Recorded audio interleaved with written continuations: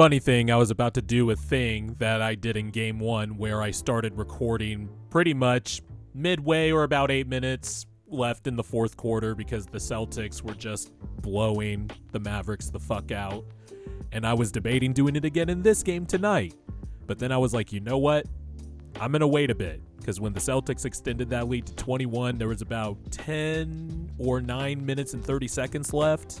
And then the avalanche started.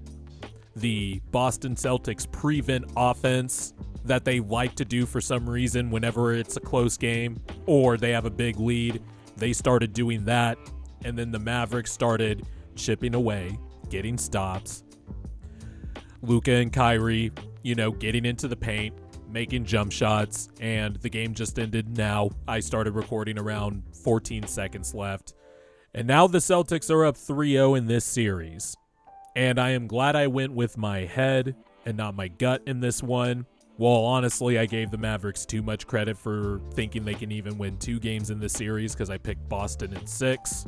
But the Celtics just have too much talent compared to the Mavericks. When Sam Hauser is the one role player that outplays literally all of the Dallas Mavericks role players, you're in trouble. It wasn't until the fourth quarter, but at that point, before the fourth quarter, Sam Hauser had made more threes than PJ Washington, Tim Hardaway Jr., Dante Exum, Maxi Kleber, Jaden Hardy in his 3 minutes, and Josh Green combined. And then, of course, PJ got going a little bit in the fourth quarter, but that was how poorly the Mavericks role players played. And really, Luka, aside from the shot making to start off the first quarter, I also thought he had a bad game. Defensively especially. He's lost all the goodwill with me with his improvements on defense with his finals.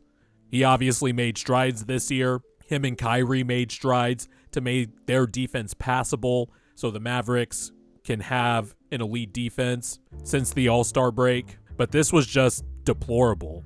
It's been deplorable all series, really. The Celtics have been hunting him. Luka has been, letting them blow by him, walk by him. And then in the 4 or 5 possessions where Luka decides to try and play defense and stands them up, that's cool. But then sometimes he'll get called for a blocking foul. And look, I hated that foul that Luka fouled out on, but that was a foul. You're trying to take a charge at the 3-point line, dog. And I know you have 5 fouls, and I know you have to stop the fast break, but there could have been a better plan of attack there. And by the way, some of these atrocious lineups from Jason Kidd. It's very clear Maxi Kleber doesn't have it in this series. And yet, he continues to play Maxi Kleber. He continues to play Tim Hardaway Jr.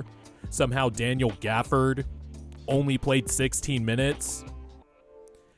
But you give Maxi Kleber, 8 minutes and he's minus 13 in those minutes. You don't even try out Dante Exum for a bit. You had to play Tim Hardaway Jr. 19 fucking minutes. And he's a minus 16. Just unbelievable decisions from Jason Kidd in this game. And then what do you know? When the Mavericks went to a bunch of their athletic wings around Luka and Kyrie in the fourth quarter with PJ Washington, with Josh Green, and with Derek Lively. They went with their athletes, their best defenders.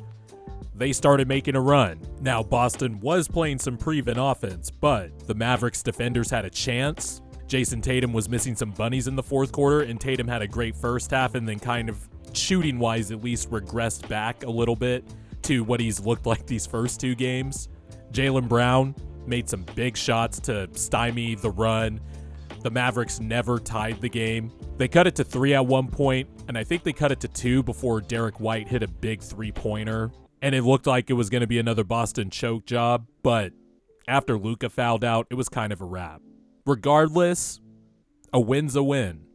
And the Celtics are now 1 win away from having one of the most dominant seasons in NBA history. It might not look like it sometimes. I know people might like to bring up the past with the Celtics, even though this is a completely new team, even though the franchise cornerstones are still the same with Brown and Tatum. Drew Holiday's on here. Kristaps Porzingis, even though he didn't play today and probably won't for the rest of the series, is on this team. Derek White, Sam Hauser, who played well tonight. You know what one of my favorite funny things was to watch all year?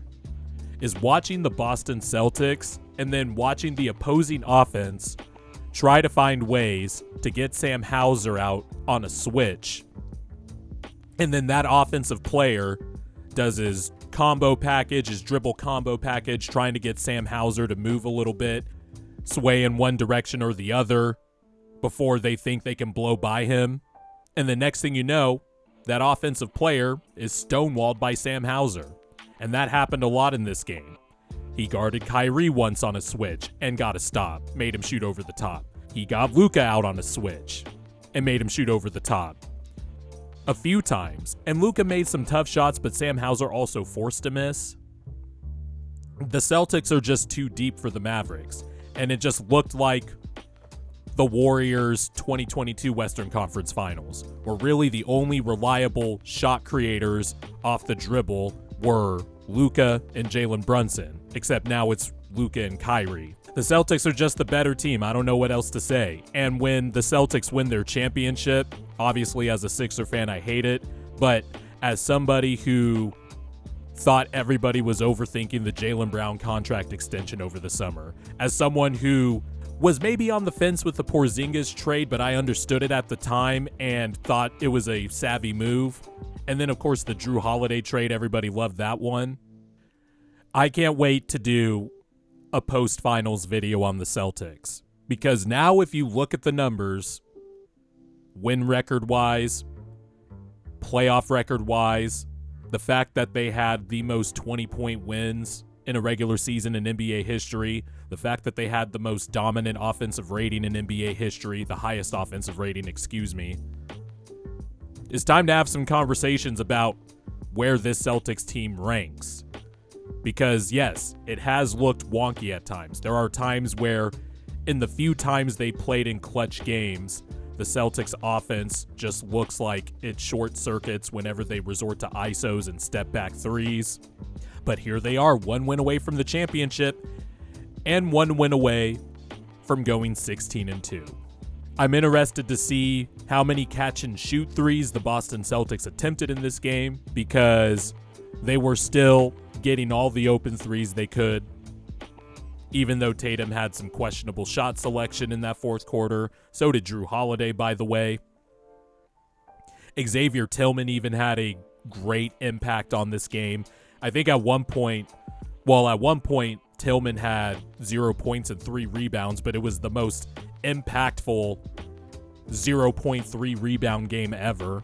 Until he hit that, I'm sure Mavericks fans thought it was a very, very annoying corner three-pointer from Xavier Tillman.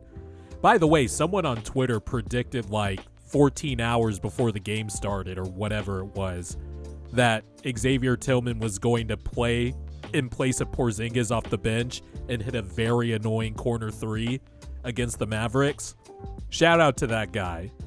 Pretty sure he's a media member. I forgot his name already, doing this off the cuff, but that was really good. The Celtics are just too much for the Mavericks, and they are one win away from just showing us what they've been all year, which is a dominant team and one of the most dominant teams ever. That's just the truth. You might not like it.